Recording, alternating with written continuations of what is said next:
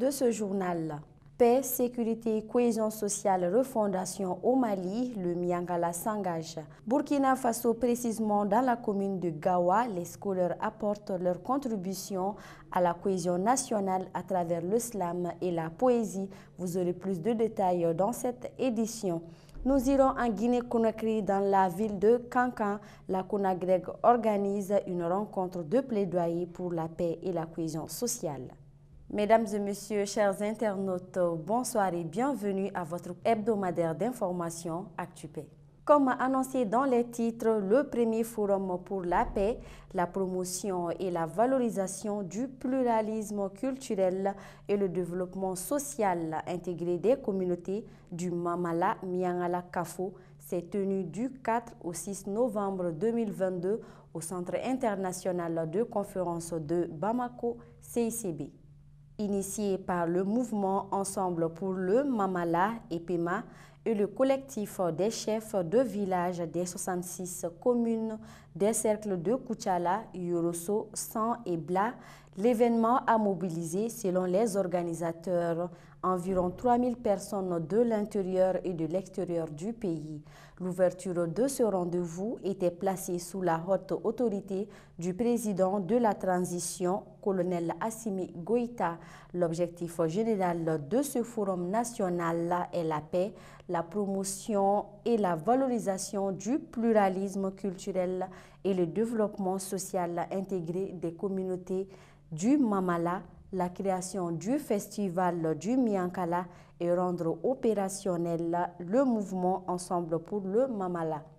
Aussi, il s'agit de mobiliser les populations à s'engager résolument dans les actions qui favorisent la paix, mobiliser les populations à soutenir et à coopérer davantage avec les forces armées et de sécurité qui sont les éléments clés et garants de la sécurité.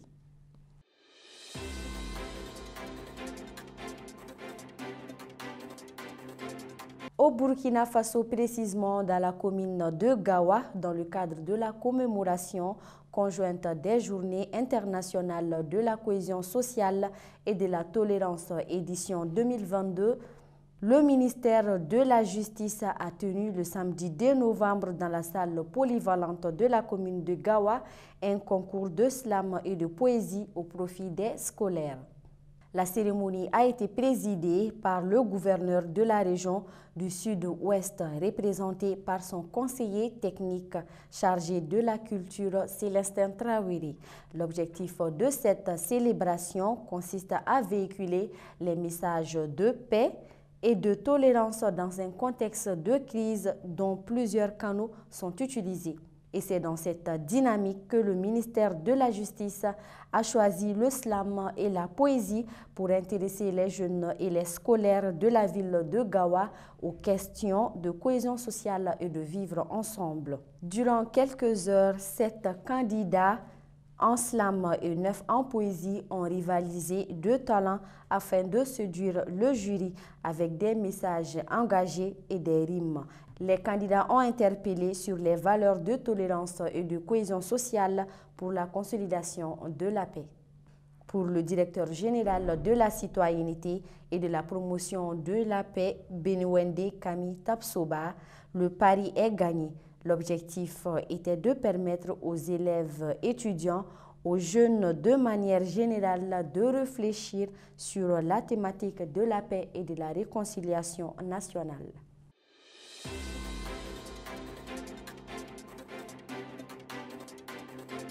Nous irons en Guinée-Conakry dans la ville de Kankan où la coalition nationale d'appui à la réconciliation en Guinée, CONAGREG, a organisé le jeudi 10 novembre 2022 un panel de discussion en faveur de la journée de plaidoyer pour la paix et la cohésion sociale. C'était dans la salle de conférence du Centre d'autonomisation des femmes CAF en présence des autorités régionales et préfectorales de Kankan. Initié par les femmes leaders des quartiers, des coordinations régionales, des partis politiques et des organisations de la société civile, cette rencontre avait pour thème plaidoyer auprès des autorités administratives politique, morale et religieuse pour la participation des femmes au processus de paix et de la prévention de la violence.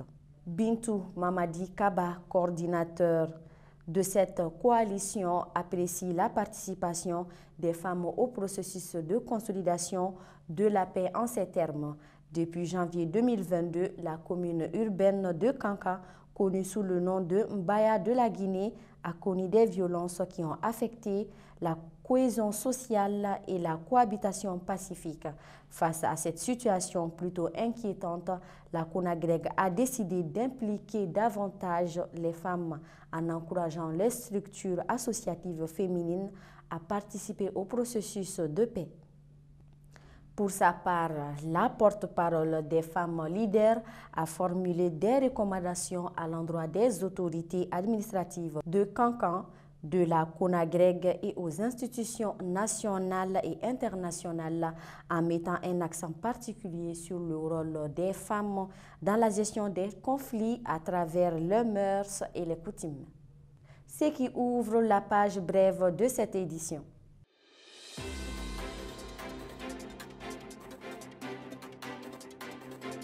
Reprise des pourparlers de paix entre la RDC et le Rwanda à Luanda.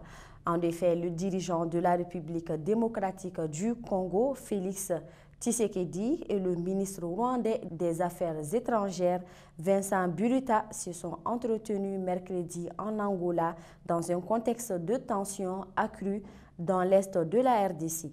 Les deux dirigeants ont été reçus dans un hôtel de la capitale Luanda par le président angolais João Lourenço, qui joue le rôle de médiateur entre les deux voisins. Le président de la communauté d'Afrique de l'Est CAE, le président burundais Evariste Ndayishimiye et l'ancien président kenyan Uhuru Kenyatta, facilitateur de la CAE dans les efforts visant à rétablir la paix et la sécurité dans cette région riche en minéraux, étaient également présents à Luanda.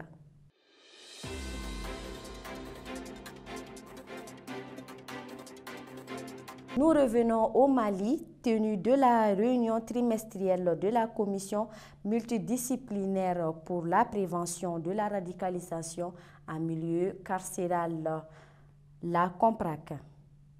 Les membres de la COMPRAC se sont réunis dans les locaux de Think Peace Sahel le jeudi 17 novembre 2022 pour faire le bilan des activités menées en milieu carcéral pendant le troisième trimestre du projet de jeunes repentis armés à jeunes acteurs de changement positif Jirajac. Après la présentation des activités réalisées et les résultats de l'analyse psychologique des détenus écoutés, les membres de la COMPRAC ont échangé sur les difficultés rencontrées pendant la mise en œuvre des activités sur le terrain et ont fait des recommandations stratégiques pour faciliter la mise en œuvre des activités à venir. De plus, les membres de la COMPRAC ont fait une programmation des activités en milieu carcéral pour 2023. Sur ces mots s'achève cette édition. Merci de l'avoir suivi. Bonne suite de programmes sur la Web TV de la Paix. Je vous dis rendez-vous la semaine prochaine, le même jour et à la même heure.